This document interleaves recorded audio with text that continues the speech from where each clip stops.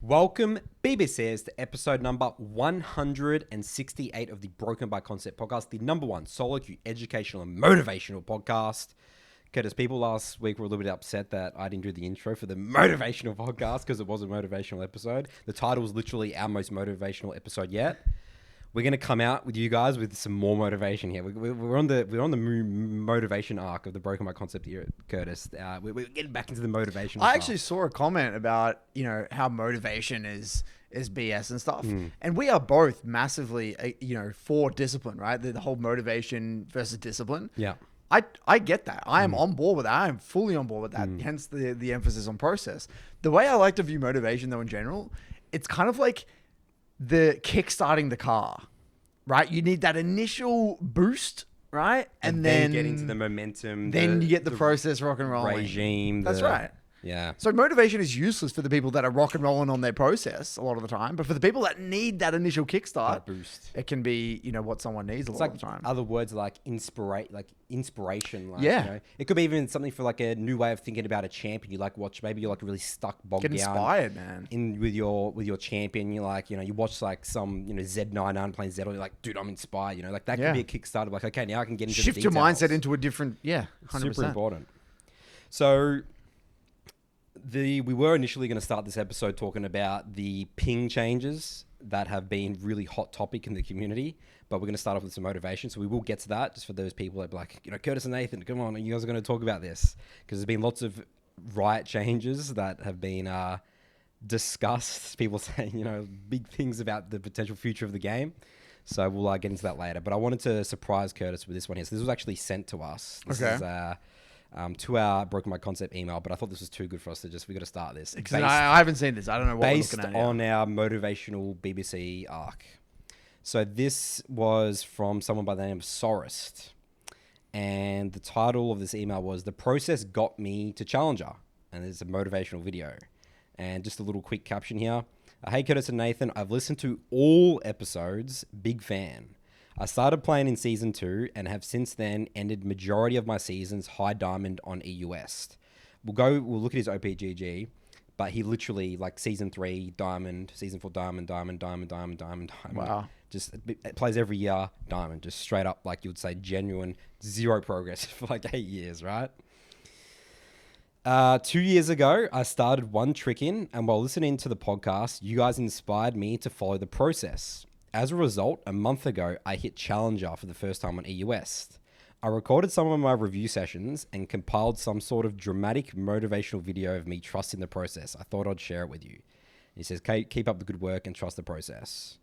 So what we'll do, Curtis, is we will watch this all the way through without saying anything. There's lots of things that you're going to grab from it, Curtis, but I have notes here that we can go back on, okay? Because we can't, it's really good. I watched this 3 times. All right. I couldn't stop it. We can't stop it. It's disrespectful to stop it, Okay. All right, so here we go. This is some more BBC Reacts, some motivational podcast content for you guys.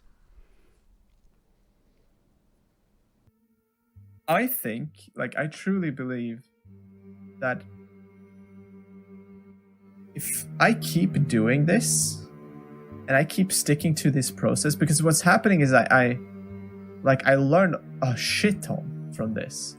There's so much learning from every game. So if you just slow down a bit, grab the learning from every game and just take your time to get into the replay, get into the details. I think in the long term, I just keep doing this. Imagine me being on block 15 here, and I've thoroughly had this review process. If you believe there's something there, you commit yourself to an act of service. You commit yourself to the regime, the exercise. If you stick with it consistently, I'm not exactly sure what day, but I know you'll start getting into shape. I know it. Same champion, same role, and I do this. So I can get really specific with I can start to see patterns because I'm not switching up the variables so often. I can be oh wait, in this matchup, let's say you switch champions or roles, well, you're not going to bump into that matchup anytime soon. And if you don't review either, well, you're not improving. I improve so much now. I bump into Aurelia, I will know what the hell I should do because I just played the Aurelia matchup. I get to practice it deliberately over and over again, deliberate practice. What makes chess masters special is that they have seen lots and lots of chess games. And over that time, their brains have learned patterns, many repetitions, timely feedback, and thousands of hours of deliberate practice. We just supposed to live our lives like this the whole time? You know, versus just staying like this and understanding that it's really just a journey of evolution every day. It's just constant improvement, constant curiosity, constantly getting better. The results don't really matter. It's the figuring out that matters. Okay, let's review block 3 and block 4. Let's review block 5. Let's do a review of block 7. Okay, let's review block 20. Okay, we're gonna do B28. I was muted. Okay, let's review block 31. Let's review block 33. Review block 34. I'm going to do a mega review of block 35 to 38. Let's go into block 40 now. Let's review block 42. Review block 43 and 44. Okay, let's review block 45. I'm gonna review block 47 and 48. Right, so I'm gonna review block 49 and 50. Back at it again. We're gonna do a review of block 51 from yesterday. Absolutely miserable block. Let's review block number 52. Review a bunch here. Block 56. Okay, let's review the most recent block. Let's review some old blocks. Okay, let's review block 69. Hello. Okay, I'm going to review. Dreams without goals remain dreams. If you stick with it consistently, I'm not exactly sure what day, but I know you'll start getting into shape. I know it. Hey, Challenger. We made it. It's surreal given that it's been a goal for such a long time, for so many years now. And it means more than just a rank to me. It kind of shows that if I put my mind to something, I can get there. I had a full trust in the process, reviewing, taking away learning consistently, knowing that it would accumulate and compound into something in the long term. Just chipping away at the mistakes in peace, dropping the ego, the expectations, taking responsibility, focusing on the signal, what I can control, and just blocking out the noise. What I can't control, the garbage, the distractions, the tilt lords trying to drag you down into their fucking misery. I stick to my one trick, understanding that there's value in keeping variables constant and building intuition, not just switching champions and pissing away all the muscle memory that you have built, the matchups, everything. Yeah, we got there in the end.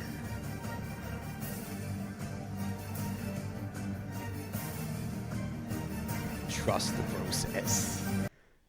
So, Wow. every episode Curtis he's watched of the Broken by Concept podcast. That's just insane. How cool is that? So, you know, my favorite part about that video, go back and so I'll have this linked in the description to go to this guy's. He actually makes YouTube videos and educational content and stuff now, which is really cool. Wow. Watch on the bottom right of his screen when he's going through like this is like a reviewing block 4, block 10, block 30.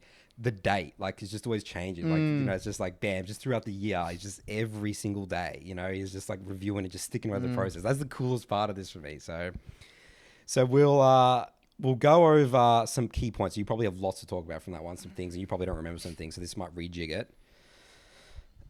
The first one was the first thing that he said that stuck out to me was there's so much learning from every game, talking about slowing it down and taking your time. That's such an exciting thing, I think. So realizing that there's so much, like if you're not sure, if you're tilted in the game, he understands that there's so much learning from every game. I mean, you actually saw his notes. Like I didn't exactly read them, but he was going really in depth in matchup and stuff like So he was going really in depth there. So I really liked about, because a lot of people come to reviews and stuff like that. And, obviously there's an element of, you're not aware, you don't know what you don't know, right? But as long as you've got that statement that there is so much to learn from this game, then that's when it triggers the curiosity. It's like, okay, there's problem solved. I don't know. There must be something I'm missing here. Yeah. Yeah, this is... I mean... There is so much here. I think that you're spot on that he's got this. He definitely understood what it meant to get into the details and truly juice the value from each and every game. What I love about this is that I've actually been reading the book 1984 recently, and it talks about the term double think, where you can kind of actually, and again, shout out Charlie for the book recommendation, how I'm going to butcher it, but essentially you can think two contradictory things at the same time and believe in kind of both of them. And in a way, what he's done, and you can tell that he's understood beautifully the importance of getting into the details, but he's also understood the significance of getting in repetitions and building intuition. That's the biggest thing that stood out to me, because when I see people take sophisticated notes, when I see people become very obsessed about the details, it's very easy to get lost in the details. It's easy to get lost in lose context of where you're at in your journey. But you can tell he was drawing inspiration from many areas, and you got Kobe, and you had Simon Sinek, and you had all these people here. Denzel Washington. It seemed to me he had a way of recalibrating everything and making sure that he wasn't getting lost. He had the big picture goals, and he was thinking big picture, but he was also getting into the nitty gritty and that whole double think thing. And I think he's absolutely nailed that zooming in, zooming out. And I think that's very, very hard to do. And I think that's a testament to how good his process was. And just, he sounds like a very switched on individual who really wanted it. He really, really wanted it in a way. And I wanted to also just, the thing that really jumped out to me anyway was Kobe Bryant, man. Kobe is... Dude, look at this quote. I want to repeat one of the quotes from the video that he put in the edit. Yeah. Right? This is Kobe Bryant. Yeah. Kobe Bryant. Think about Kobe Bryant. A killer competitor. This is what he said. The results don't really matter. It's the figuring out that matters. Just think about that. But he used the word curiosity. Yeah, he used the word curiosity as well. Yeah. He's like, all that matters is like curiosity. Yeah. What the fuck? Guys, look at this sentence. Results don't really matter. from like this insane, the most competitive, really ultra competitive. I mean, if you were to ask him, do you want to win? Of course, fuck yeah, he wants to win. But he understands that he's got to figure it out. Otherwise, there's no winning. There's no winning. And then this again, it ties into this really. Is what makes competitive sports so difficult, is that you need to have the will to win. You need to be competitive. You need to be detailed oriented, but you need to simultaneously, want to win, but not want it so much. Where the expectations are going to fuck you up. You got to be process oriented, but then you got to have a goal, but you can't be too attached to the goal. You got to zoom in, zoom out. You got to have this context of where you're at in your journey. And I think Kobe Bryant had that will to win, that competitive fire, but then that logic, that emotional emotional control, and that foresight to understand that it all just does come back to that process. And the word curiosity, I think, is so crucial there. It's like, is that what if? Like, what if there is a better way to do that? What if I'm not doing the thing that's the most important? Like, curiosity goes both ways, right? It's a curiosity in the sense that, like, what if I'm missing things in the review? What if I'm overlooking details? But what if I'm getting too detailed oriented? What if I'm missing the big picture? That is curiosity to me. It's both. You can do both. That it encapsulates so much. It encapsulates so much. That's why it's like the perfect word. It is the perfect word. It really is. It really is the perfect word. We've actually did a whole podcast episode. I don't know if he got it from, assume he's watched all the podcast episodes. Remember that one that we did with Veritasium about what makes an expert? I wanted to revisit that in my own coaching as well. And really thanks to Soros for bringing this up. Yeah. The really 4 things it takes to be an expert. And it's a valid environment, many repetitions, timely feedback, and deliberate practice. And we did an episode on this. I don't know what episode. I have to find it. But that is, again, he's done all 4 of those things together. He's created... the perfect way for him to become an expert at, his champion. His specific champion. He simplified the variables by becoming a one trick. Now that has trade-offs, right? it does have trade-offs because you've simplified the amount of variables, but then you've increased the difficulty of the variables, if that makes sense, right? Because being an OTB, you're going to put yourself in many uncomfortable and borderline even unwinnable positions, right? But at the same time, you can clearly differentiate. It's like, oh, okay, I know that this game is going to be extremely difficult. I've been in this extremely difficult situation before. This is something you're an expert at with your Rek'Sai. You've played Rek'Sai in so many games, so many types of games. You already know straight away heading in, okay, this game's going to be fucking really hard. I've got to bust my balls. I can't make a single mistake. This game, okay, I could probably die, but I can still win via doing this. Like, you've been in so many scenarios. You know, that's the benefit of, I guess, picking your champion in every single game. Every single game, no matter what. The benefit of that as well is you learn how to lose really well as well. Because, like, you know, these games that are so hard, it's like, okay, well, that's just going to be a loss. I'm not going to put too much effort because what I find a lot of people do is they try and find solutions to win every game. And that's what screws. That's where you go everywhere. Yeah. Different champions going to win me this game. This is what I need to focus on. This is my weakness. Yeah, that's a really good point. Doubling down on your strengths. Learning to lose is such a huge aspect of League. Because at the end of the day, I'm looking at his OPGG again. We'll do a review after this, but he only had a 55% win rate. You know, to get to challenge, like, guys, he's losing 45% of his games. You know, you got to learn to. I think that's a really good point. That's a massively underrated aspect of champion mastery. It's not just about knowing what makes a winning situation. It's about what makes a losing situation. You know what it looks like to lose the games, and you're not confused why. No. And that's actually gonna that allows you to be so much more efficient with your energy. Yes. Right? You just know exactly where to direct your attention. It's like, well, I'm not going to overemphasize my mid to late game here when we're in this scenario, you know? And that could free up so much energy to just play another game or not get bogged down in the details and just save your, you know, your mental, whatever it might be. That's like a huge part of climbing.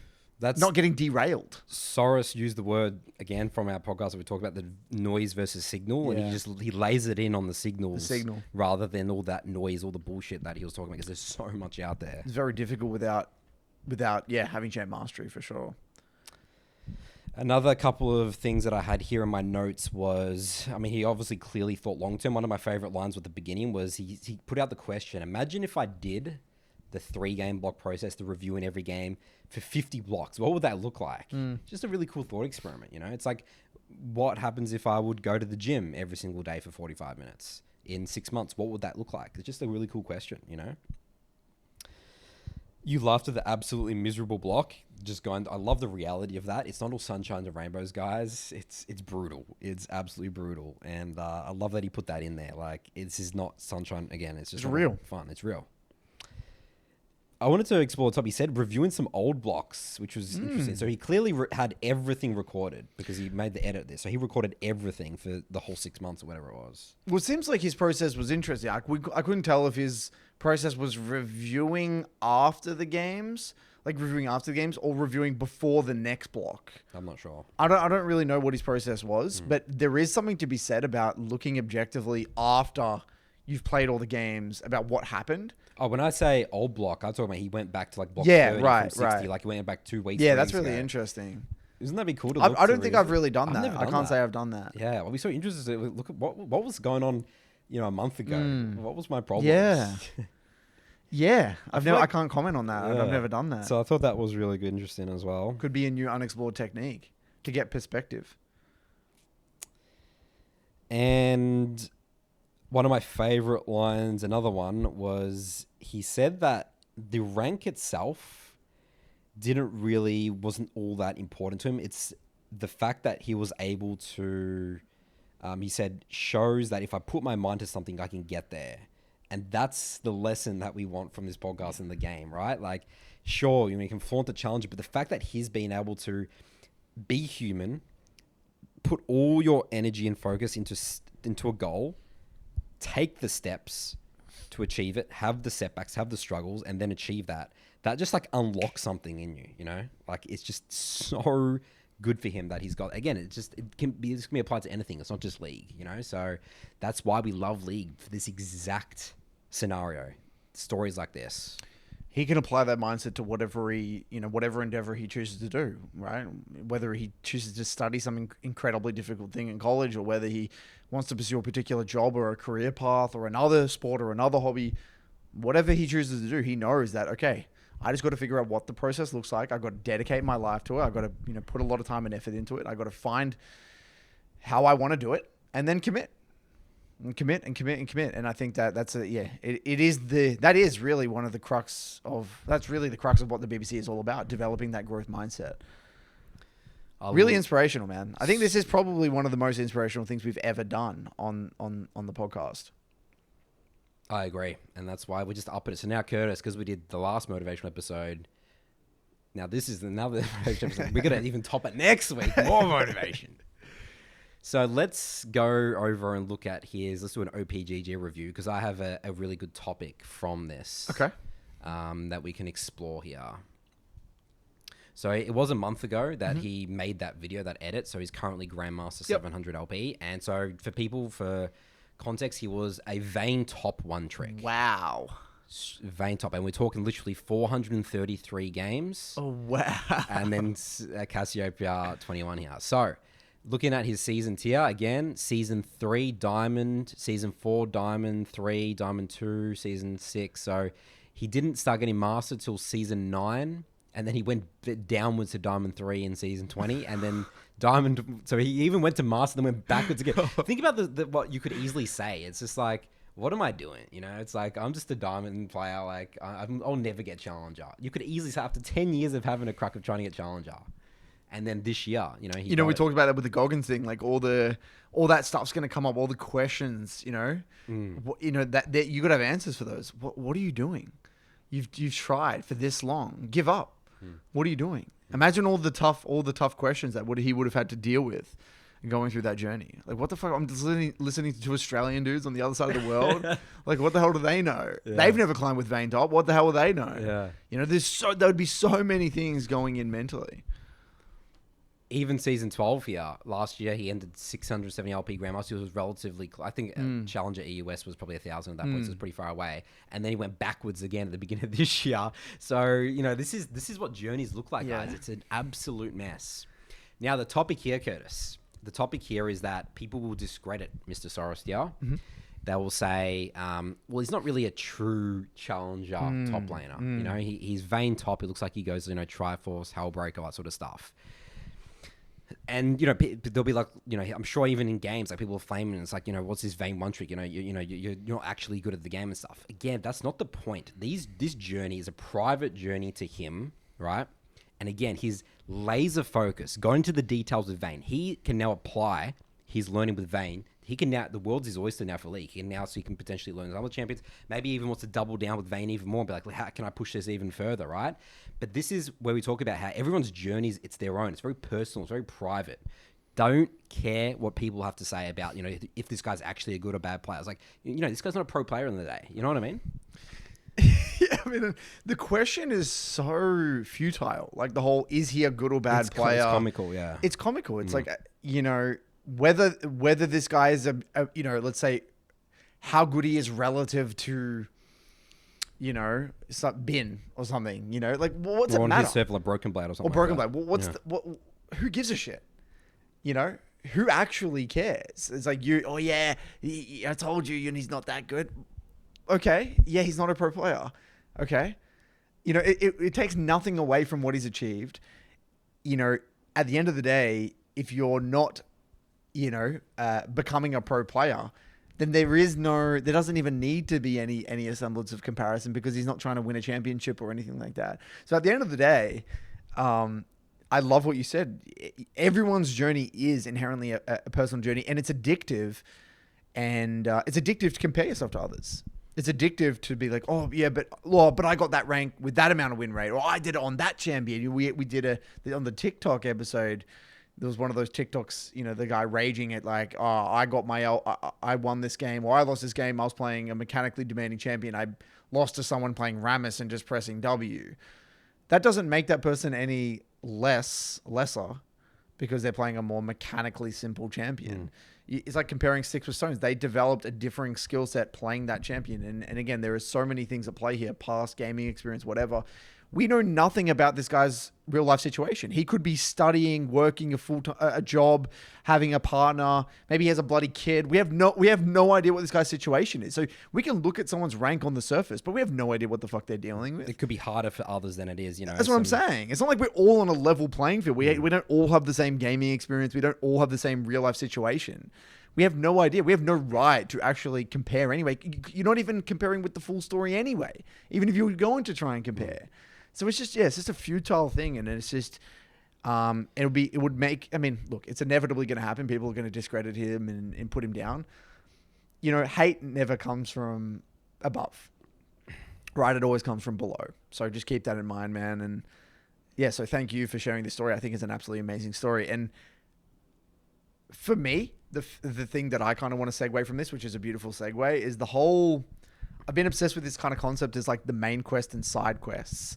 And so I've been playing Baldur's Gate on PlayStation. Oh, really? And you have like, there's like the main quest. And like, there's like in every game, right? There's like the main quest and you can finish the game like as fast as you really want to. But then there's like all these side quests, right?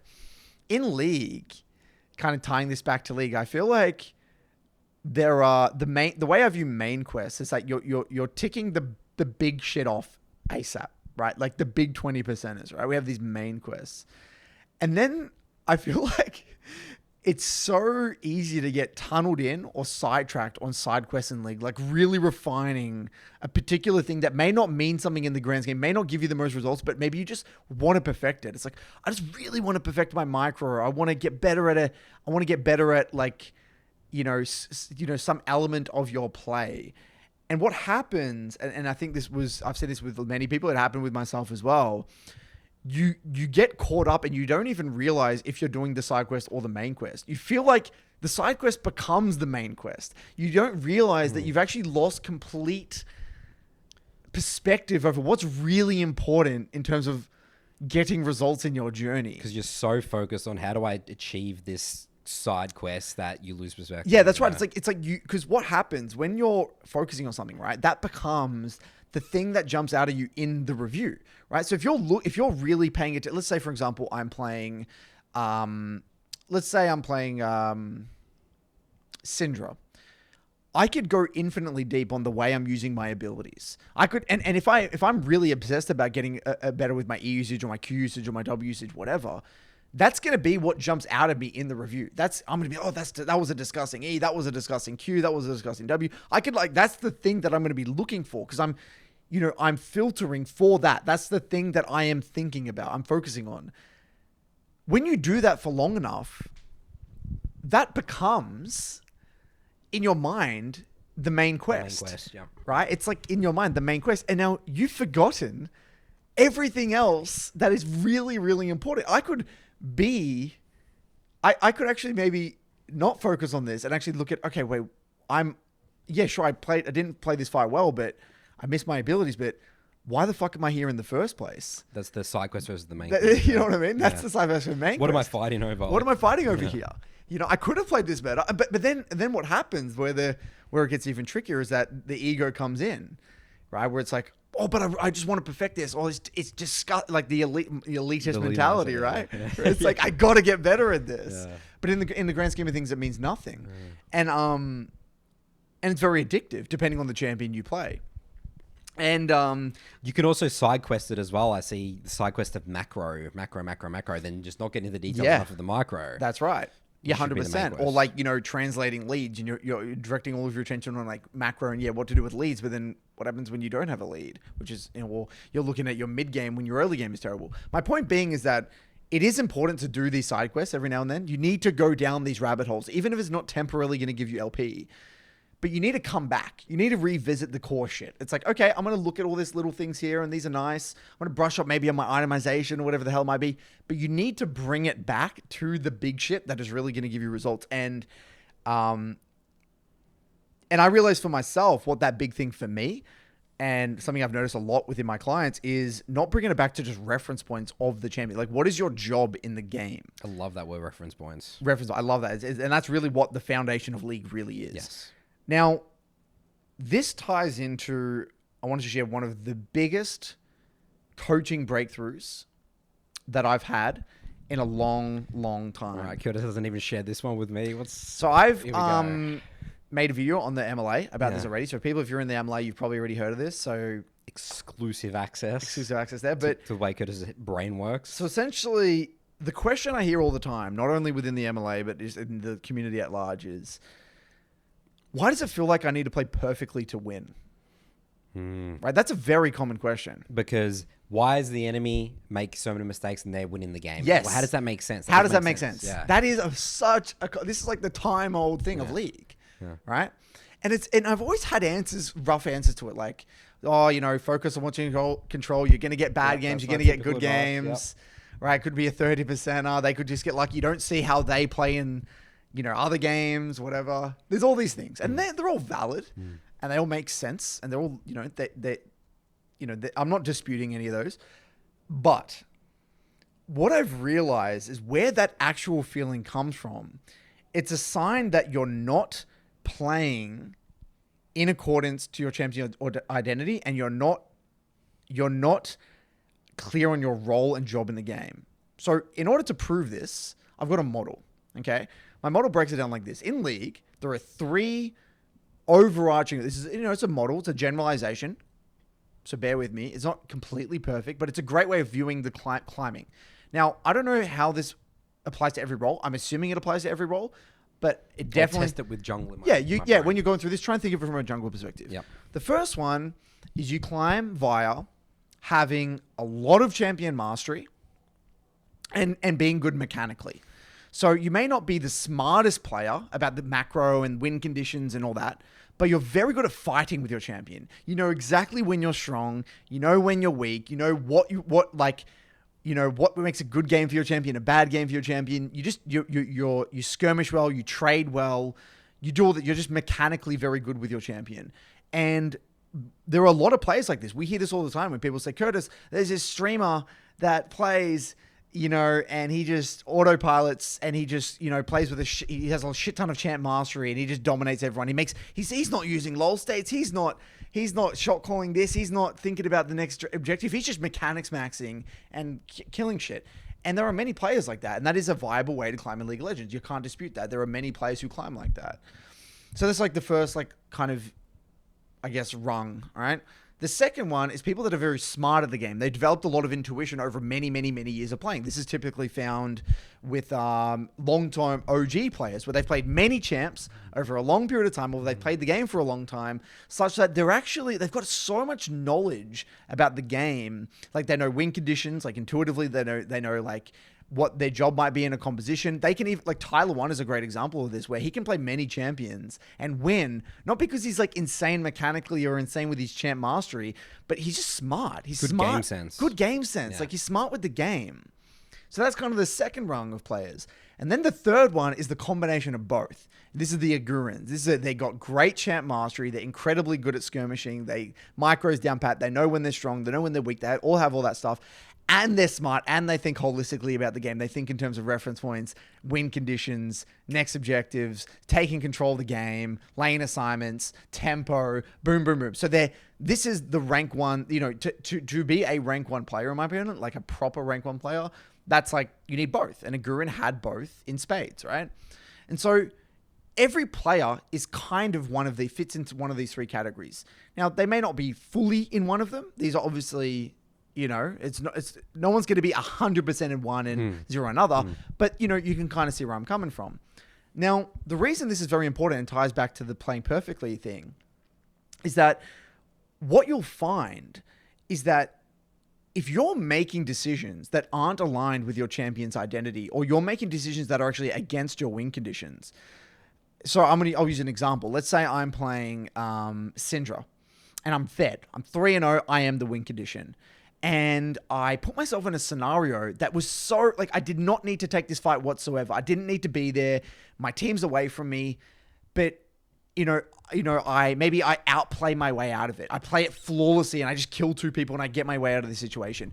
I had to play that situation perfectly to win that scenario. Right? But if I was only making decisions that were in reference to my champ's identity and only putting myself in good situations, I don't necessarily have to play perfectly. There is room for error because the situations I'm putting myself in are actually just good situations. So for people that aren't playing thinking of win conditions or reference points or what is my role in the comp, what they're doing is they're putting themselves in all of these shitty scenarios. Now, in order to win in shitty scenarios, you do have to play mechanically fucking perfect. This is so funny because I got a question this week about ganking, and he was saying my teammates just really every time I gank my teammates are just misplaying, right? And exact same thing that I said. If you're doing a gank and it requires your team to mechanically execute perfectly, that means that the gank probably wasn't high percentage. That's correct. And then guess what? We look at the game, and then I wasn't even the one responding because this was in my review channel and other Soul 2 members' comments. Like, the wave's too big. Low mana Zerath. Like, you know, this just so focused on, again, the wrong things and just looking at, oh, everyone's going to play perfectly. It's like, that's typically not good plays. Like, I had a game where I did I played Jarvan. I did a full clear into, I saw my top, I had a Malphite top against a Silas. And I'll have probably the clip playing up here to show how poorly I executed it. But it worked because I was fighting a gigantic wave and it was a beautiful counter gank from Lee Sin and all that sort of stuff. And I like fail flash EQ'd. I still got a double kill, fully crashed the wave, helped the Malphite. And it was just because I was just ticking all the boxes. It's just a high percentage beautiful play. And even if I fuck up mechanically execute it, it still works. It's still going to go well for me. It could go a bit better sometimes, but it's still going to go pretty damn well. And that's why you can see high-ranked players who are not maybe mechanically the best. That's me. That's how I because play they're the game, fundamentally putting themselves in very good, favorable situations.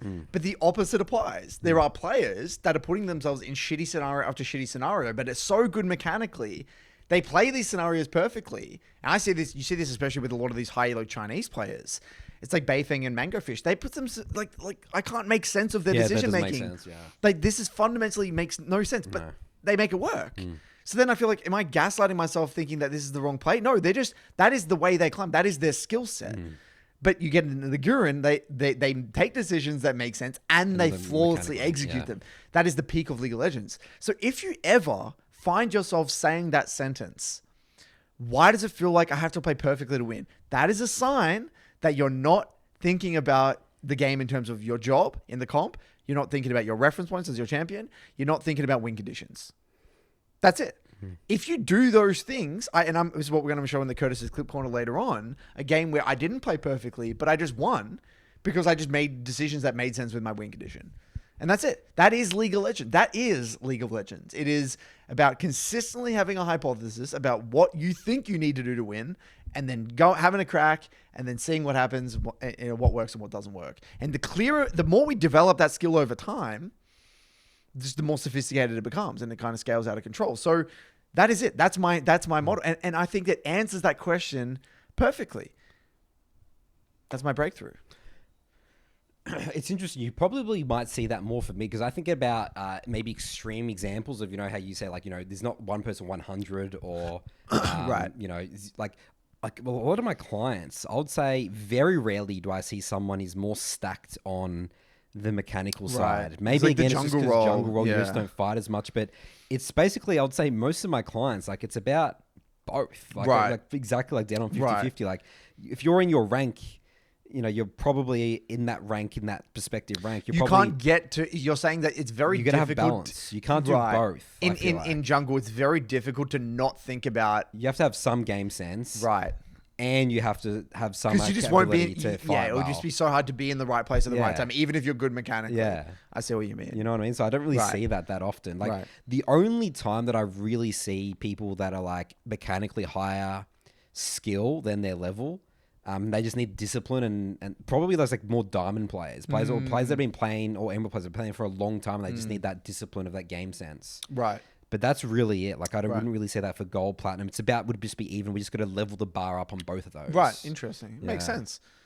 But at least for mid, that's what I see. You see it all the time. Like people that are very good, like Katarina 'cause players. Katarina players, yeah. So like Yasuo, those, stuff the like that, certain yeah. champions just breed those. That's type right. of- It develops that particular skill set. You're just set, fighting, yeah. fighting. And then you have like champs on the opposite, like, you know, if you're like a Galio player or something Yeah, like that, you know, that's right. like, then you have to play the game that way. Yep. But a jungler is so interesting because you can always be a carry in a way, even if you're playing, because you feel like if you're playing, let's say, a facilitator champion, and you just happen to get all the kills, like you're super strong, right? Yeah. You can just kill everyone, you know? Yeah. Because you can just gank and get the kills, right? So yeah. Yeah. So yeah, that's my kind of like observation, and it's made me realize how, you know, it just made me realize again, because I think I was stuck on a side quest about, you know, a lot of stuff about skirmishing and stuff, but I was overemphasizing that, and I'm kind of on a coaching arc now, bringing it back to like the reference points and like what is your job, and it just surprised me how many people aren't aware of their job in a game. They don't even have a hypothesis about what their job is in a game, and even if that job is even like wrong, it doesn't actually even matter. It's like you have something to work, something to center around. So yeah. So, you know, obviously going to change over time, but that's kind of where I'm currently at. It's another coaching breakthrough. That's right. probably how many breakthroughs do you reckon we've done in this podcast? Probably 4 or 5? Yeah, not many. They come every maybe 6 months or so. Every 50 episodes? Yeah. That's probably about 25, 30 episodes, yeah. I love it. I'm excited for the next one and see how Yeah. it evolves. All right, we'll move on to SummonerSchool now, Yeah. Curtis. We're going pretty good for time here. Do you want to talk about the ping thing or not? Oh, God. We gotta forgot talk about the ping pings. Jesus, Curtis. I almost forgot about that one. That's All a right. big one. Absolutely. So, Riots released patch this week, and it got a lot of heat around the pinging. So I'll get specifically what they said here. All right, so they changed the aspect of pinging of pinging any allied information on the tab scoreboard, the tab screen, and the UI now only displays that information to you in the chat and will be designated by self. This will affect the following pings: allied portrait, alive and time respawn, allied level, allied ultimate cooldown, allied primary and secondary rune trees, allied summon a spell 1 and 2, and allied item slots 1 to 6, and allied trinket slot. So all those, only you can see them. Now, let's first, Curtis, explore how do you use those pings? Are they useful to you? Do you use those to help you win League of Legends games? Do you... So does that mean you can't ping the... Can you ping the enemies?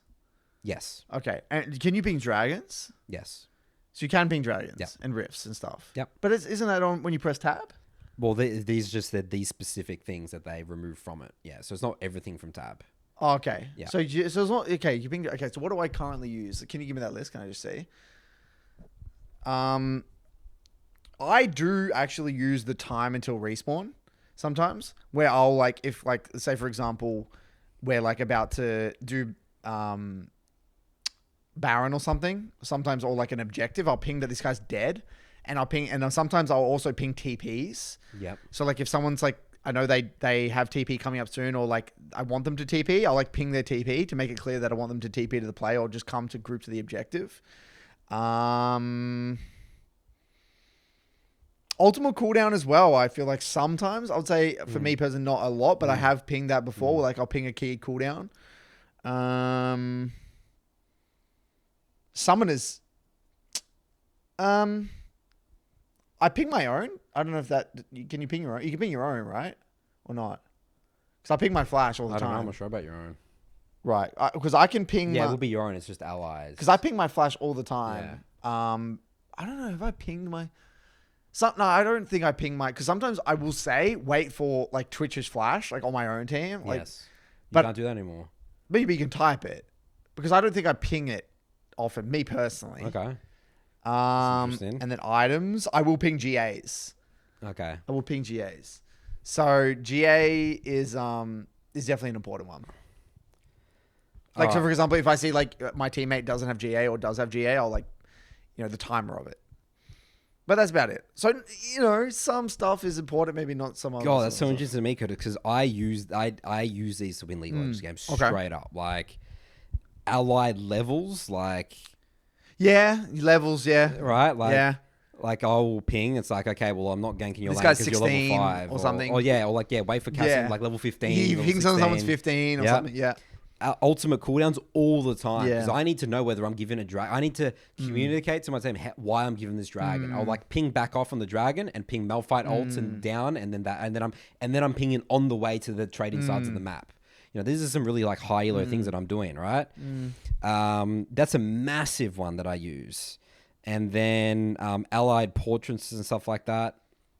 How do I use those? Do you use the death timers? Do you ping the death timers sometimes? Yeah, I'll put it to death timer sometimes. Yeah, it's like we need to. It's like let's say a Baron contest is happening. I'm like, okay, I'm waiting for this person to come back alive so we can let's go contest this. Like I'm to contest it.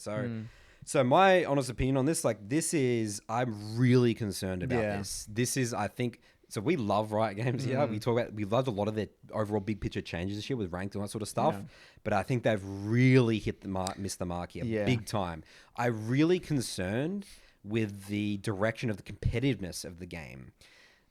With this sort of stuff, like if this is where they're going, because obviously the big reason why they implemented this, guys, is they don't like the toxicity of how it gets abused, of like people like spam pinging, like okay, you know, spam ping the portraits, like oh you suck, you know, and that's really their reasoning for that. And I feel like that there's just not. You can just mute someone, you know, like the bad eggs have ruined the competitive nature. Well, let's play devil's advocate here, right? Yeah. Really, we got to remember that Riot care about the majority. Yes. Right? They care about the majority of the player base. They don't really, like, at the end of the day, Nathan, they don't really care that much about the high elo community. Like, they will make adjustments for the high elo community, but their priority is the overwhelming majority. Well, that's what they make. They're a business. That's what they make. Money. They're the business right, at the end of the day, right?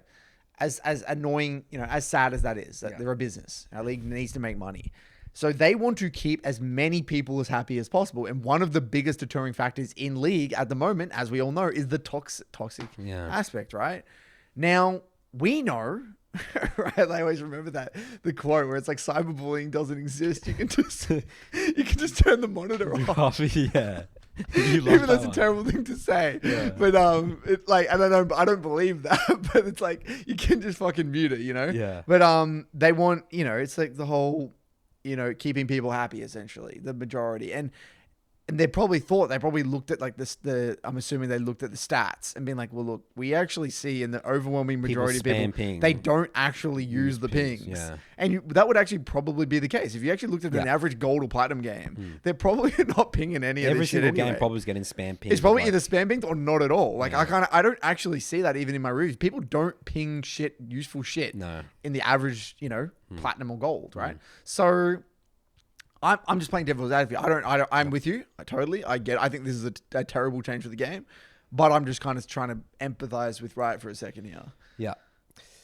So you know how we talk about moving away from versus towards? I feel like Riot could be maybe doing a better job to like, you know, this is the way we want to be using pings, you know, like show it used properly rather than just delete. It's like we're moving away from it. It's like we're just like it's like short-term band-aid solutions and like, you know, not helping. How do we make the competitive player base more competitive? That's what we're trying to do with the podcast. We're trying to make the player base more competitive by making them aware of their mistakes. How to use pings properly series or something. Yeah, stuff like that, you know. I mean, putting it on the client. You know, that probably, you know, it might not make that much of a dent, but again, like maybe there's other things. I had someone have a suggestion where you can only, if only like you're on a level 4 and above, you can like ping and stuff like that. Utilize the honor system, maybe. Yeah. Maybe Riot don't use that enough. The honor system. Yeah, the honor system would be great. Also, like maybe if you've been restricted in the past, it can't. Maybe you don't even need to be honest. Like you just don't need to have a negative. Yeah, like you can be neutral or positive, and you get access to using pings. If you're negative, right, you have to earn back your right to use pings. Yeah, which is kind of the direction they were going in with those changes around, you know, having to play ARAMs and normal games to earn your right to play ranked. I like that. I like that direction because ranked should be a privilege. You know, so using pings in a ranked atmosphere should be a privilege as well. I think that's the way they should view it. So yeah, I like that suggestion. So like maybe if you've been chat restricted, had one of those flagged, like your account's flagged because you had to play 5 normal games or whatever before you play ranked, then okay, we restrict your usage of pings for now the next 10 games or 5 games or whatever. Boom, rinse, repeat. And then the warning gets more and more severe. Then if that happens again, then, you know, you can't use pings for now the next 50 games. And like, it should be a progressive type thing. Because then you will learn, oh shit, oh god damn it, I wish I could have pinged here. The problem with that though is like, you know, you could say then the competitiveness, like this teammate's getting punished for this. They might be like on the way to rehab, but like it's like sort of ruining the competitive integrity of that specific game. Like, you see what I'm saying here? Like, then not everyone has the exact same tools to win a game, you know, in a certain time. Right, I see what you mean. So that again, like if we talk about competitive integrity, then that sort of limits that a bit. Yeah, it does. Because everyone's not on the plane. Because that's the beauty thing about League. Yeah. Everyone's on a level playing field. Everyone's exact same access to the tools. But couldn't you say the same thing about chat restrictions? Chat restriction. Yeah, I mean, you could, again, but I think that pinging is, such an important aspect of my game, at least. Right, or yeah. in the high elo, you know? Like, people talk about voice comms and typing and stuff like that. Pings are a very effective way of communicating. I would say more than voice comms in a lot of situations. Yeah, I totally agree. Yeah, it's a good point, actually. You definitely don't want to touch the integrity of the game, the competitive integrity. Yeah. And then it comes into the conversation. Now this is put on the conversation. If you're removing this, why don't you add voice comms? And I'm so against adding voice. Adding voice comms will ruin the game because people can't even handle using pings. Pings, yeah. Let alone because voice comms is so much it's even easier to just lash out at someone. I'm not even talking about that aspect. No, people will say that people are going to lash out less. The big aspect I don't think is because no one knows what they're doing. Everyone's just making everyone else worse. Like, imagine that. Like, that voice comms, people don't understand. That will be the death end of ranks. No, what will happen is that the advantage will come from not using it, from muting it. Yeah. Like your advantage in League. Yeah. But then the competitive integrity is like Not some one team's same tools, the worst thing, it's the worst for Master Plus because Master Plus is all these, well, let's say GM Plus, there's all these like cliques. It was like the word cliques. Yeah. There's like these groups of people that like are friends with each other, and you're either in that crowd or you're outside that crowd. Right. And if you're the person that's outside that crowd and you're versing maybe a team they've got many people that are in that crowd, they actually might be able to use comms in a somewhat effective way. You can't use it. They've got an advantage. They have an advantage, over the team that maybe don't get along. Yeah. Like, I feel like there's too much risk, especially in the high elo brackets, of that happening. High elo brackets has its own issues with voice comms, and then low elo brackets as well. Because the most obvious one is like, gank my lane. It's just the worst gank. It doesn't make sense. They don't understand the jungler's perspective. I think if they did that, if they added voice comms, I would start a protest. A virtual protest. We'll start a movement. Yes. Like, we'll try everything we possibly can. That is what I'll be very passionate about. I'll be extremely passionate about that. It's like huge. Fingers crossed, please. I might even start making tweets now, like just to get the message out there into the ecosystem, like which one? About just really pushing down the voice of not like pushing down the whole not voice comms. Like, you're spreading the message. You're gonna get. That's not a popular opinion. That's pitchforks will come after you with that one, Curtis. Even high elo players don't understand the impact of what that is, because everyone plays on competitive teams and stuff. They don't realize that. You know, I always say, like, when I hear people playing competitive teams, you're sometimes, most of the time, you're getting worse at the game. Right, yeah, because that's a controversial They don't understand. They don't understand that because they're haven't played at the highest level of competition. They don't. Oh, you know? it's so your pitchforks will come after you, Curtis. Fuck, people got to use their brains, dude. Well, we would have to educate. It'll take a long time education. Then what we'll do, we'd have to show all these examples of voice Yes, we'd have to do like a nice case study type thing of like how voice comms ruining the competitive integrity of the game. And we'd have to do. I reckon we'll do an episode. We'd have to do a separate whole episode a week. Like we'd have to get really. Oh, we'll tack it aggressively for sure.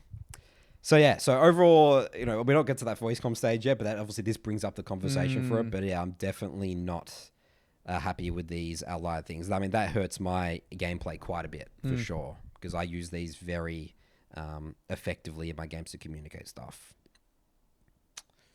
So I guess we'll see how it plays. I mean, these changes are in the game right now, so you know, usually when we talk about these changes, like up and coming, cool. It's like, dude, this is it now. Shit. So I don't know how they're going to monitor this. I don't know if they're going to revert it. If they revert it, what will that look like from Riot's perspective? You know, people will be like, are you encouraging toxicity? From a PR perspective, I'm also really concerned about, you know, how to reverse this change if they were to. Yeah, they look very bad either way. So it's it's a risky one. Can't believe big they did change. that. I'm really shocked. Yeah, me This one has shocked me. All right, let's move on to SummonerSchool now, Curtis. Okay. Today's post. This is from SummonerSchool, obviously. 27 days ago. This was 113 upvotes, 87 comments. The title of this one is How Do You Play Your Non-Scaling Champion Well? A question was recently asked about scaling champions and how one defines them. That got me thinking, can you elaborate on a champion that you play that does not scale? What are the strategies that you employ to mitigate the non-scaling? What team comps do you avoid? Are there items you purchase that help you? What are the benefits of play the non-scaling champion that you play? Thanks. All right, Curtis, what are some initial thoughts here? Do you really play many non-scaling champions, Curtis? Well, the first thing, scaling is a very misunderstood concept. It's a buzzword in the community, isn't it? Because, okay, let's really get specific why, okay?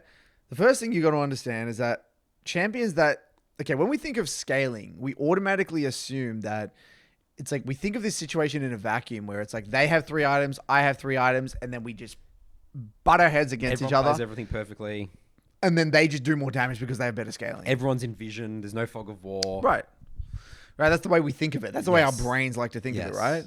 But that's not the reality of League, right? So that's the first thing. The second thing is that if you get a lead, League is an inherently snowball-oriented game. So the power of playing champions that spike earlier in the game is that you can shut them down. You can keep snowballing. You can keep snowballing. You get more resources because you get access to more waves or more jungle camps, more tower plates, more neutral objectives, and you actually reduce their farm a lot of the time and reduce their resources by either taking their jungle camps, denying them resources, sending them back to base, taking, they're going to miss minions, miss creeps, whatever. So you're actually, it's not just like, oh, I'm getting more. It's like they're getting less. It's a combination of both. So that's one of the powers of playing, And there's no way that they can catch up. Yeah, a lot of the time. And really the power as well is like if you get early leads, it's on you to mess up rather than on them to play well, right? Because you just got to protect your bounty. And a lot of the time, when you're ahead, you're harder to kill, but then also you have the vision control. You have the control of the map. It's very hard to get caught off guard. It's a lot harder to get caught off guard. So obviously the facts are that, champions like Kassadin, Aurelian Sol, Vlad, they do scale, yes. But they don't in the same aspects, they cannot. They can just be absolutely rendered useless. So, I mean, this is a great topic for me because I play purely, basically, early game junglers. And I view my champion as scaling champion. There was a comment here. For the top comment has 180 upvotes. Just absolutely misses the mark. Says, I play Volibear jungle with the tank build a lot. Basically, I'm a god in the early game, but after the 30 minutes, I'm just a bear. I farm almost no camps, just gank lanes all the time and peel for my team. I try to identify who could become fed, partly based on their match history. That person will get the jungle service deluxe. That's just not how you play jungle. If you're playing jungle like that, again, if you're playing Volibear, the spam ganking style it's so inconsistent, especially if you're not a very experienced player. It's just so funny. He's based on match history, he's going to camp their lane. This is just so wrong in so many aspects. It's just unbelievable. The view of the game is so distorted. Yeah, the view of the game is so distorted. It's so wrong. I can't believe that's the top upvoted comment, is it? Yeah, top up for 180 upvotes, got more than the post. And then one of the comments here says, picking back on this, I'm a Rek'Sai main. All right, I'm also a Rek'Sai main, Mr. Tyrannus. I'll see what people's win rates are. If they're similar, who scales harder? Will Syndra or Garen carry the team? Obviously Syndra, but then their top has Darius. I'll make Darius take a coffee break where even if I can't gank, I can clear his river vision and make him ease off Garen. Now that I've identified that I'm focused in mid, where does my lean go? Do I apply some bot pressure where we have fairly even bot matchup? Do I want to secure dragons and stuff like that? Yeah, sure, that's all general stuff. But dude, you're Rek'Sai, you got to hit your camps and do this stuff. You know what I mean? Yeah. A great example, again, someone who blew everyone's brain, again, using the Gurun as the example. Jarvan, Elise. So look, someone here says, there aren't that many champions in the game that truly don't scale under any circumstances. Nidalee and Elise are a few junglers.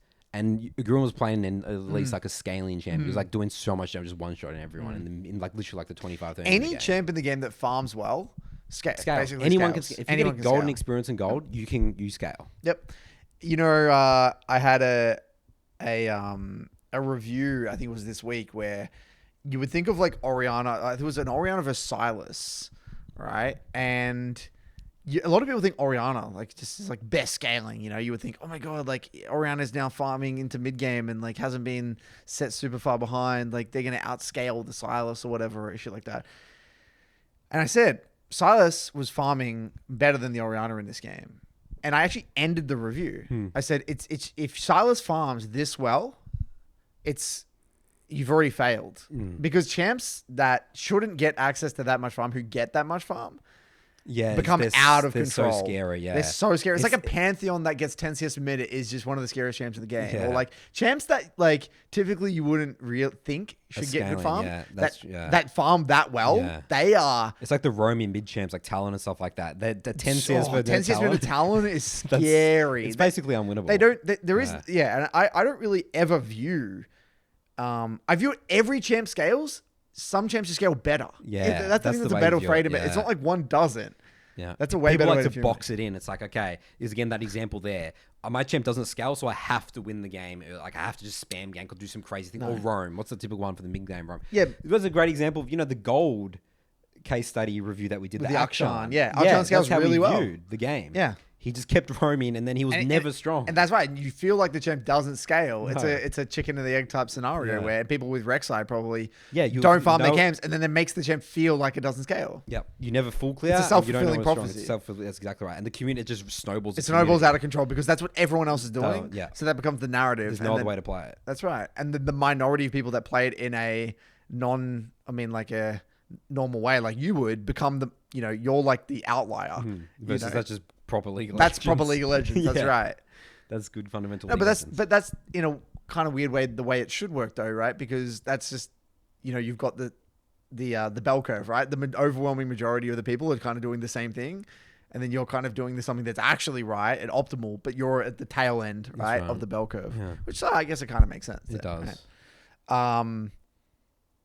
So this is that's kind of the way I view scaling. It's everyone scales.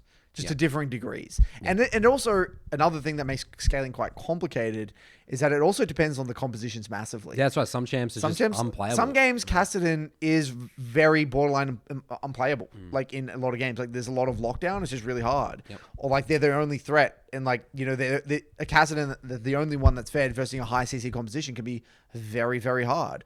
Or Vlad. A Vlad can get a really great lead, but then... is outranged massively, and they're versing really good self peel and like Niveas and Luxes and Zayas and all this stuff that for Ezreals and Vlad can't get onto anyone. So it certain a game you can scale well in a game based on the champions. It's not even just about the experience and gold in your levels. That's right. It's just the way your kit interacts with that specific composition. And one that always springs to mind is Silas versus Malphite. Malphite, everyone's is the ultimate scaling tank. Silas takes his ults. Silas isn't really traditionally viewed as a really good scaling champion. Bam, he's super useful and he's scaling insanely well. That's right. So there's so many, it's such a nuanced thing. Scaling is an incredibly I basically never think of the game in terms of scaling. No. Really. I used to, and that was to my detriment. That's where I sucked. Like it's a factor. Yeah. It's just a very minor factor. That's right. Like there's so many things that come before that. It's like, okay, what is my role in the comp? Who's doing well? What's the next objective? And then all this stuff, and it's like, oh, okay, but we do scale pretty well, or whatever, Every time when I was a diamond player, this is what I struggle with. I just boxed the games. It's like, okay, I'm against a scaling team. I am, early game. I need to skip the fundamentals to try and win this game. And then I realized, wait, if I keep doing the fundamentals, I actually can win this game by snowballing the game and just taking 2 or 3 good fights. That mindset switch was huge for me. Removing this box of scaling versus not scaling. Yeah, and then the other thing that makes it quite complicated, and this is actually something that's not very well understood, is that there are champions that scale based off particular... So like, for example, okay, let's get specific. There are champs like Neferi, Pantheon, Graves mid is another one where they can spike on one item. Their second item doesn't feel good. Their third item feels out great. Of control, yeah. So there's weird spikes, where they don't necessarily get stronger and stronger and stronger. They might get stronger than weaker then stronger relative to everyone else in the game.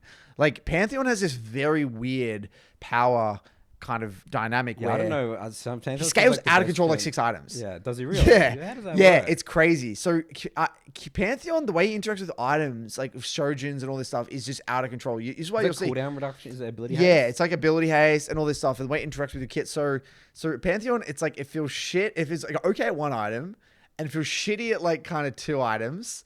It can feel okay at 3 items, but then but the guy, I think it's Spearsh or whatever, says like 4 and then 4 items, you're like God mode. Oh, fascinating. It's so weird. Yeah. And there are champs like that. Neferi is actually kind of one of them, and there are many others. A lot of AD champions are like that actually. Interesting.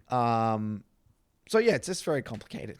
Don't worry too much about this stuff. Yeah, focus on the fundamentals, the basics. Do your your job. champion, your champ. Then you do your job.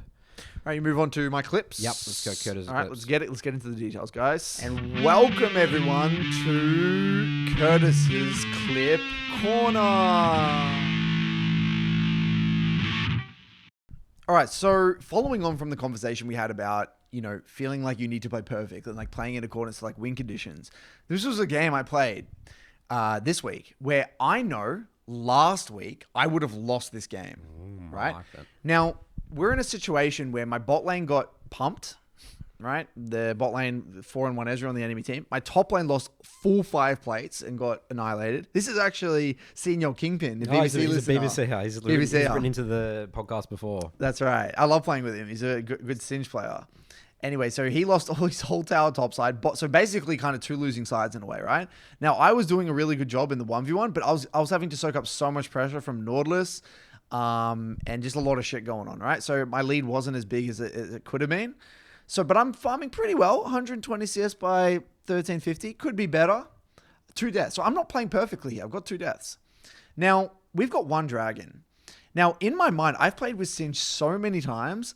Singe gets out of control in mid-game, and their comp can't deal with Singed.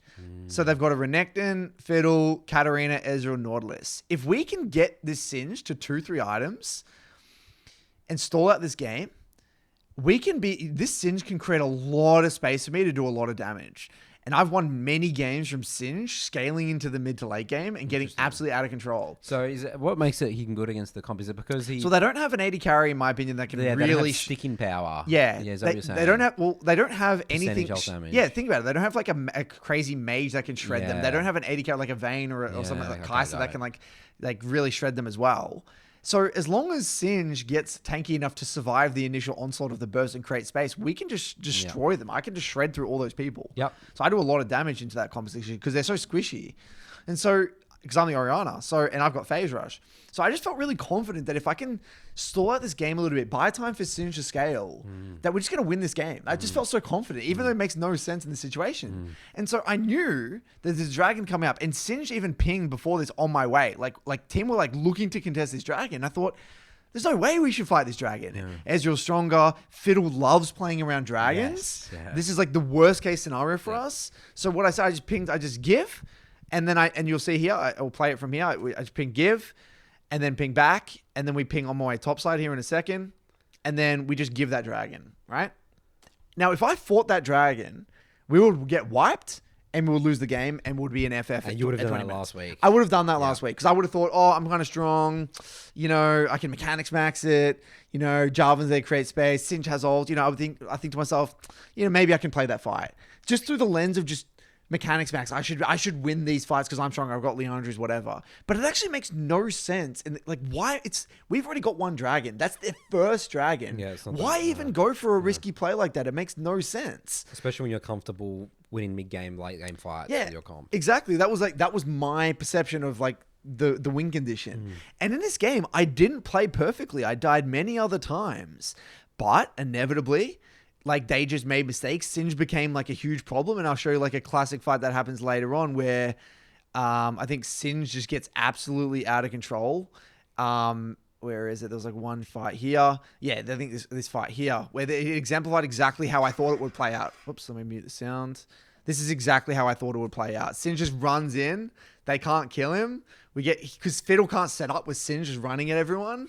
And then I can just ult the Singe. It just creates chaos. And we just completely annihilate them. Fascinating. And so this is a game. And this is tying back to the thing. I did not play perfectly. And I would have exited this game losing that dragon fight, feeling like, why do I have to play every game Perfectly, perfectly to yeah. win?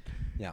And I actually know that narrative. I would have had that same narrative, and it's all because I made decisions that wouldn't have made sense with the win condition. You zoomed out. I zoomed out and I think, Picture. what am I doing?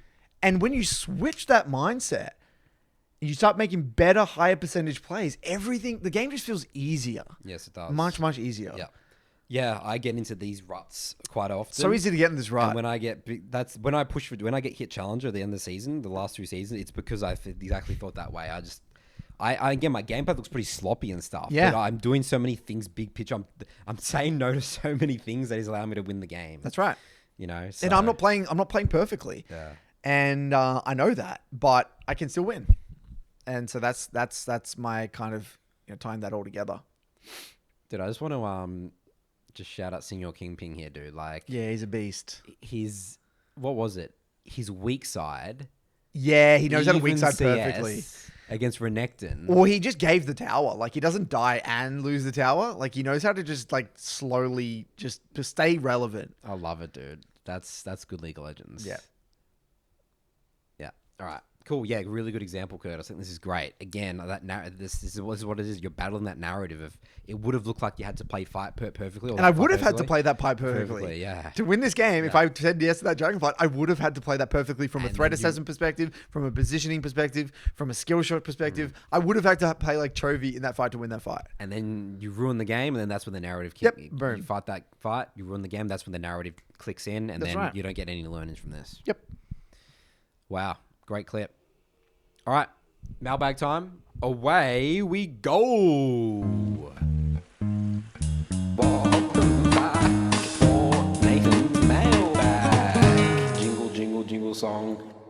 Alrighty then. Our first question comes from a listener by the name of DeathBurst. I probably not his real life name. It's probably his in-game name. Could be wrong. Title of this email is Understanding the Mindset of True Beginners. Just finished listening to your TikTok episode, and with all due respect, I believe you really don't understand how overwhelming this game can be for actual beginners and what's in their mind. And some of the advice you dismissed is actually helpful. I do agree with Curtis' overall conclusion at the end. There is a ton of terrible advice, and you can't expect a beginner to be able to tell the difference. So I won't argue for TikTok as a medium. But I'm writing you to help you guys see how big of a fraction of the player base really live in a different world than you. A bit of context, I started LoL Season 4, took 3 years to reach gold, and have consistently top 30% of the ladder since then. Not high MMR, but better than average, and a veteran of the game. And I have a couple of friends who started playing around Season 10 with varying levels of investment. I've played with them a lot, and I also happen to work in academia. I'm thinking about how to transmit ideas. How to teach is part of my day job, so that's where my opinion comes from. Your understanding of low MMR is low silver, high bronze, but you have to realize there are still 20% of the players below that, 1 in 5, and that's only people who play ranked. On top of that, you have to add all the people who don't touch rank at all and play normals, and all the sub 30 people who literally started the game. There's a huge number of players who play even lower than what you think of as low MMR. For instance, when Curtis dismissed the advice to just CS and started talking about reference points and power spikes, that's entirely irrelevant for people who don't even think to click their spells half the time. For a sub 30 to low bronze player, telling them to just CS, even without telling them how, that's good. It's just not about how to do things. It's about building a basic understanding of how the game works. It's telling them this is not a team deathmatch game and you have to build up advantages over time. It's teaching them the value of gold, etc. Another example that you used in the episode was don't click left, right, click back and forth from the great energy guy, or be constantly clicking from the one of the first ones. Sure, for someone in silver, that's useless. For someone who's iron, though, they don't have the understanding of matchup subtleties and skill shot targeting types and all that jazz. But giving them something simple, straightforward, actionable like that, yeah, that will actually help them at their level without overwhelming them. That won't help them become diamond, but a ton of players are viewing LoL as a casual hobby without a competitive mindset. And guess who's watching all those tips on TikTok? Last one for the road, don't play fair. What using Bush is not playing fair.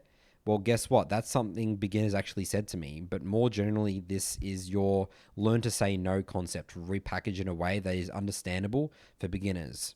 It's the idea that just because you have a 3v3 skirmish at second Drake in front of you, you don't have to pick that fight. But it's a fair fight.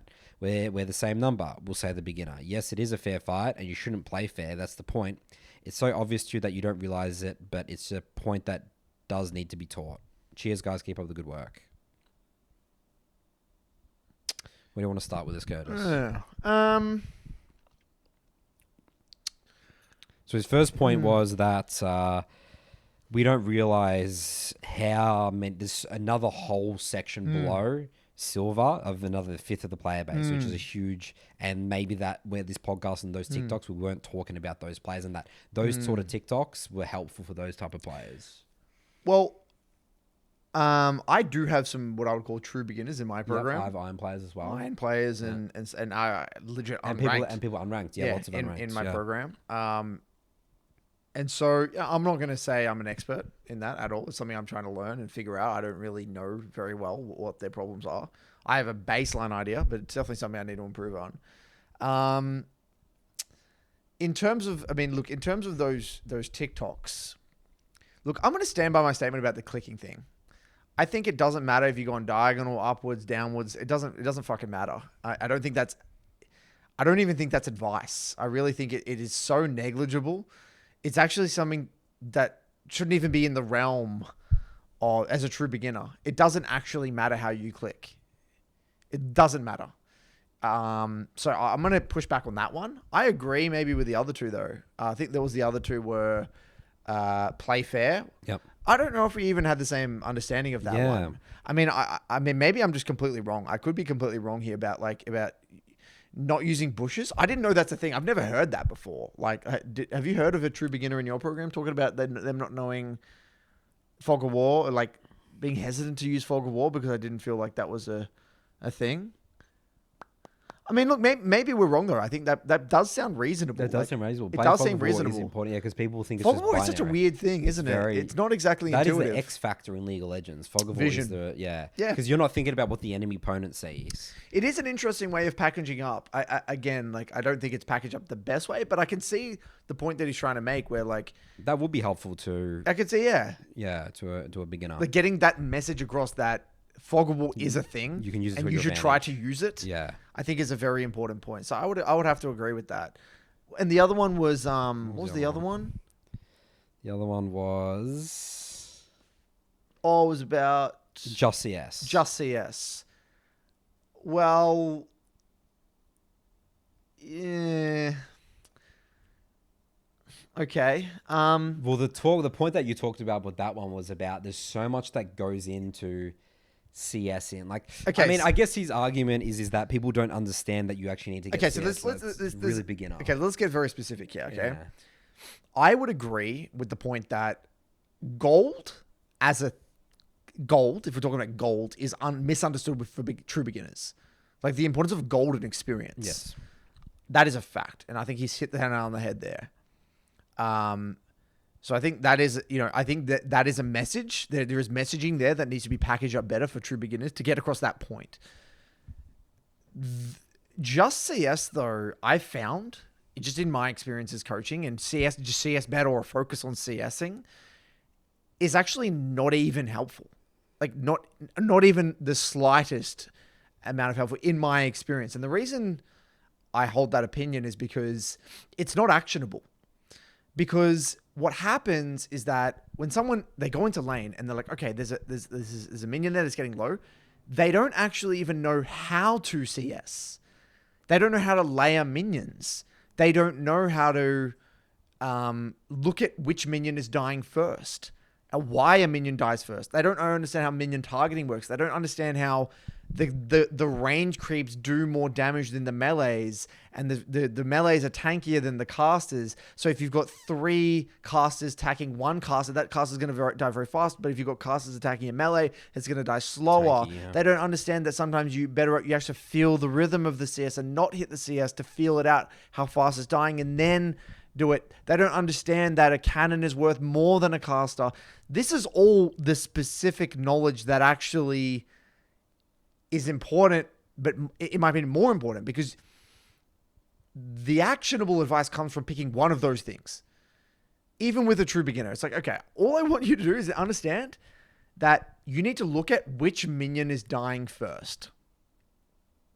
Great. That is better. That's actionable. That's actionable. Just focus on CS, at least in my experience, I can only speak from my experience, doesn't help even in the slightest. Yeah. But I think a messaging around, I do think he's right in saying messaging around gold and experience needs to be probably emphasized more.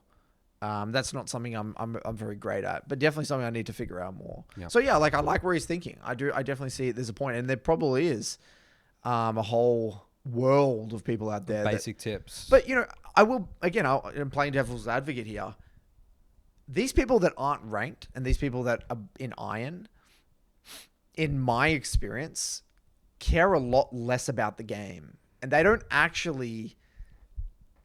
And this is a bit of a generalization. I'm just going to stand by what my gut feeling tells me.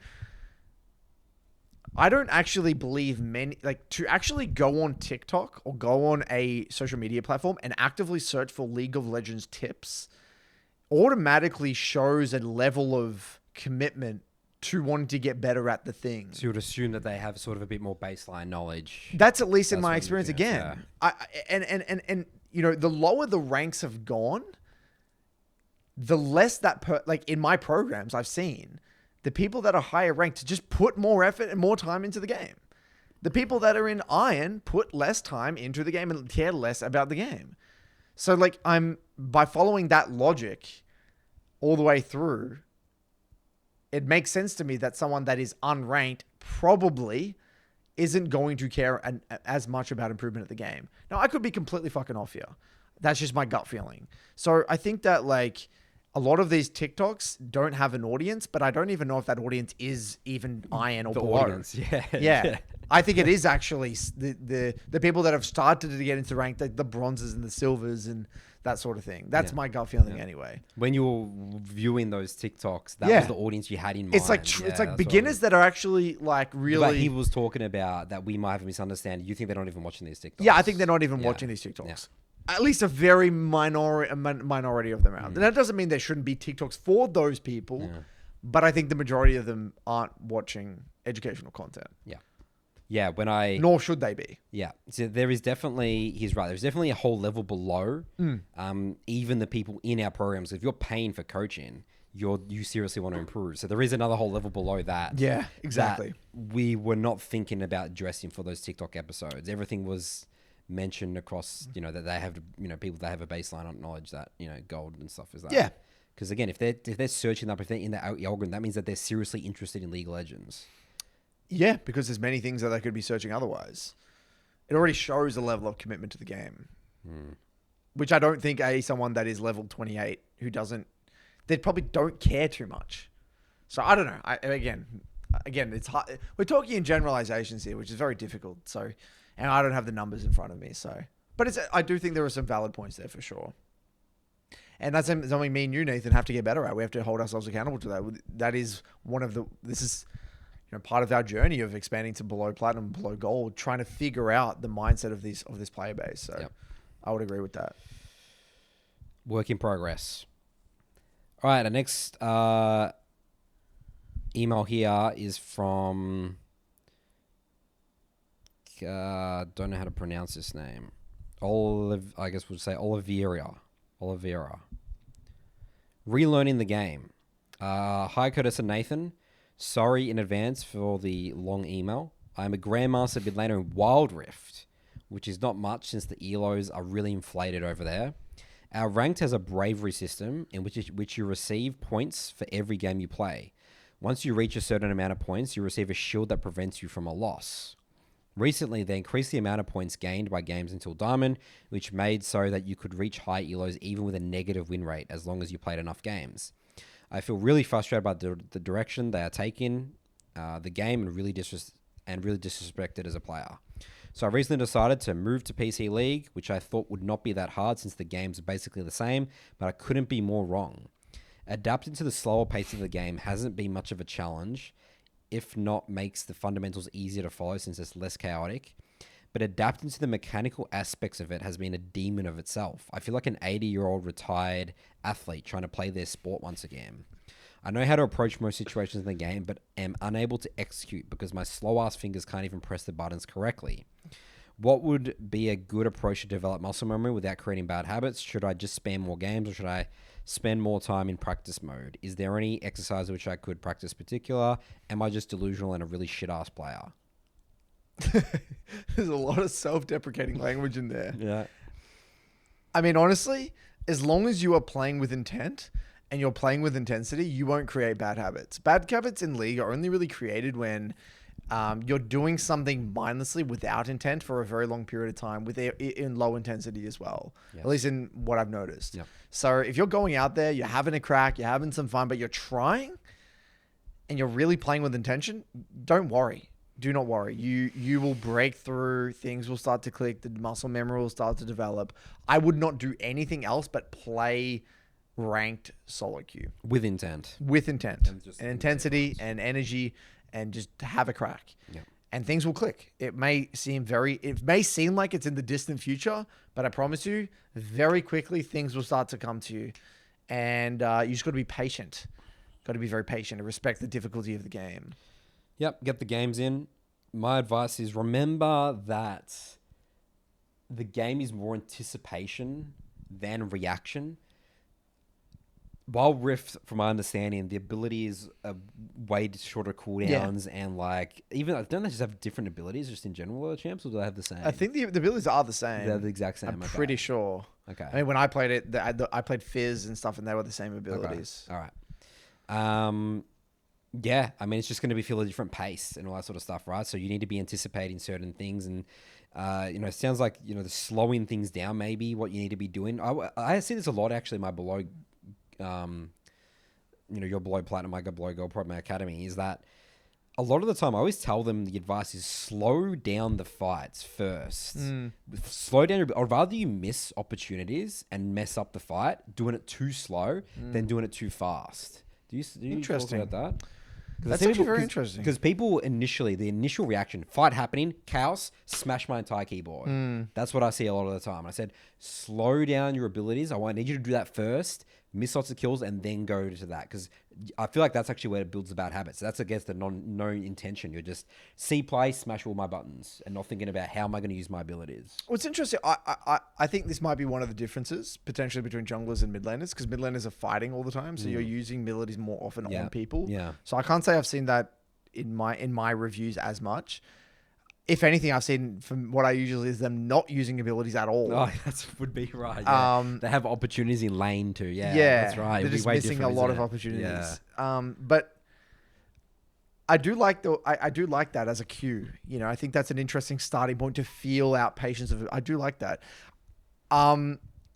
What I noticed mechanically, I like your point where League is a game of anticipation. The mechanical aspect of the game isn't overly difficult once you get the basics down pat. There is like a baseline that you need to reach, and then everything from that point is kind of you're anticipating things, therefore you're not really feeling stressed. And so the big one is just dodging. Like a huge one I see is just clicking close to your character. I don't actually talk about that at all. You don't talk about dodging abilities. I literally don't talk about that at all. Even in my above, I used to be obsessed about that, and I'm on the other side of the spectrum. Why do you think it's important? Because dodging abilities is a byproduct of anticipation. So let's say, for example, okay, I'm going to use two examples. I'll use You're one. right. It is. I can already think about some examples. Yeah, let's use one through you are being the proactive one versus you being the reactive one, right? So let's say I'm playing Syndra, and then I looked at a VOD question channel today, my below platinum program. The person was like kind of used their flash, and they all had to do was like no. So the person was jammed in the corner. They're gonna panic. Just don't E. Just Q. Then they're gonna flash, and then you can WE. The reason why that person rushed their abilities is because they don't have the foresight to understand like what that person would feel like in that situation. Like every form of ability usage is an extension of understanding the situation at hand and knowing what they would feel like and knowing what abilities they have access to, right? Both including summoners as well. Same thing as avoiding abilities. If you're trying to avoid a skill shot, you have to understand why that person is even throwing that skill shot in the first place. Like, you have to understand that, like, that champ and like how that person, like, you have to understand that person's kit. And so when I talk about the mechanical aspects of the game, I say to the client, I say, okay, I'll start by saying, this is what you should have done, but this is why. But when you're reviewing this yourself, I say to them, look at it from their perspective. This is my cue right now. This is my number one piece of advice for mechanics and stuff in skirmishing. Take time to look at it from their perspective. If you were that person here, what would you do and why? And it's like, oh yeah, I would have actually just flashed. I would have, no shit, I'm going to use my cue here. And that is what will lead them to having better, higher quality interactions. You think that will help them click close to the character because they're trying to dodge it, or yes, because you can't, because clicking close to your character doesn't mean anything if you don't know what you're clicking close to your character for. Okay. In a way, it's kind of like you have to feel the necessity to get better quality clicks before you actually get better quality clicks. Yep. Like, I feel like it's important to go the other way around. Like, you can do that. You can actually work on your clicking, then work on your anticipation, or you can work on your anticipation and understanding, and then clicking. That's probably the better way to go around. That's what I found is the better way around. Yeah. Because I've worked with clients, they have done that way, but it's so much harder. Yeah. And the thing you got to realize with mechanics and micro as well in skirmishing, at least this is my theory, is that when you understand a kit well, it actually propagates through all of your interactions with that champion. So you might, when you're looking at a micro situation where it's like, okay, I should have clicked here better, right? I could have clicked close to my character here. That doesn't really propagate through all of your other gameplay because that's a very niche scenario. But if you're tying it to the kit, it's like, well, in this situation, of course, Lux is going to go for a Q, so you should be anticipating that Q. You're now understanding that kit a lot better, and you're going to be in many scenarios where you can use that information to alter your behavior. You're aware of that, so then, yeah, that's at least what I experience. Yeah. I actually only think the mechanical aspect of clicking comes into play when like at a high level, really, that's my kind of theory at the moment. And like, or the odd case where they don't have a PC gaming background, of course. So, but again, this could be wrong. This could be the jungle difference. Again, the type of people who are drawn to the jungle role might not be the most mechanically savvy player. So maybe you do have to emphasize the clicking, because most players in mid, at least even in my Blood Platinum program, they're not that bad mechanically. I don't actually see many clients. There's a few, very few though, that are actually, I don't think, the mechanics are holding them back. It's like they just don't know what the fuck that champion does. You know? I have experiences of both. I'll say probably more so just not thinking at all about the abilities. That's definitely going to be like 80% of the time rather than the actual clicking close to the character. But there might be one that definitely, like in my program, there are outliers that do need to work on their clicking though. But yeah, it's both. It's a bit of both. It's interesting though. All right. Last question for today comes from Taylor. The title of this email is Build in a Champ Pool. The classic champ pool. Build-in champ pool question. Hey, coaches and BBCers. Adore the podcast and everything you preach. Would love to hear your thoughts on building a good and well-rounded champ pool. Other than enjoyment levels and not including too many high mechanic skill cap champs, are there any key factors that should influence who you include in your champ pool? I've been playing the game for just over a year now. Only recently moving to jungle role and getting into all the details. I'm currently on about my 50th game with Lilia and still enjoying her, despite the anticipation of sticky points. I'm wondering who to try to build some mastery with alongside her in my champ pool for when she is picked, banned, or for comp reasons. Do I choose a champ with a similar identity in fight scaling? Can I choose a different playstyle without sacrificing my mental stack, getting confused between games because the playstyle is too different? What would you say your best tips are for building a champ pool, who to include, and do you have any suggestions for me and others in this position? I'll let you take over this one. He's a jungler. So given playing the game for a year, I'm going to and plays Lilia. I'm going to assume that, we're probably, maybe, bronze, silver. Is that a fair assumption? Yep. I don't know. That's going to depend on your baiting background. Yep. A person that's been playing for a year could be gold. Not even starting in ranked yet. Could be literally gold because they have a good PC background. Could be plat. So I'm going to answer this question given I'm thinking you're bronze. Enjoying Lilia currently. I mean, the way that I think about climbing in League, another way of, sort of your model. At the end of the day, you get most of your improvement and your, LP you're climbing from one champion. Pretty much everyone is all times. Even players with multiple pools, they're still, if you look at the season, they're still getting most of their LP with one champion. Would you agree? Even in higher, I would say in higher, it's like 1 or 2. You could think about every season of like all the ones that you gained all your. It's like improvement LP from. like usually like 2. Usually like 2, yeah. Yep. So, talking about building a champ pool at this point, like if you're just chilling with Lilia and, your 50th game with Lilia, you said you've been playing for a year, like I don't know what that time span looks like, but I'll just keep all in on Lilia. I wasn't even thinking about a champ pool right now. If you were going to, complement something with that, like don't overthink it. Like just play whatever you find fun, just I like, agree. if you want to go with the champs sort of similar, farming AP champ, yeah, sure. Maybe Eve, Gwen sort of popped up and stuff like that, but just play what's fun. I wouldn't ever be thinking about this much, build up a champ pool, you'll build more experience. You'll see this champ, it's cool, but I would just be, going back to our beginning, our Vayne one trick, the US Challenger, the motivational video.